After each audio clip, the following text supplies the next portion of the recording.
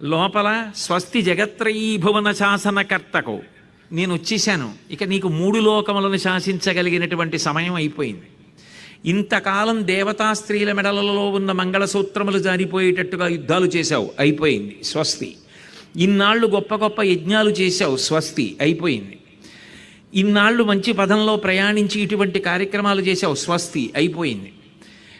పైకి ఆశీస్సు, లోపల ఇక అయిపోయింది, నేను వచ్చాను, ఇక నీ రాజ్యాన్ని కబళించడానికి వచ్చాను, దేవేంద్రుడికి ఇచ్చేస్తాను.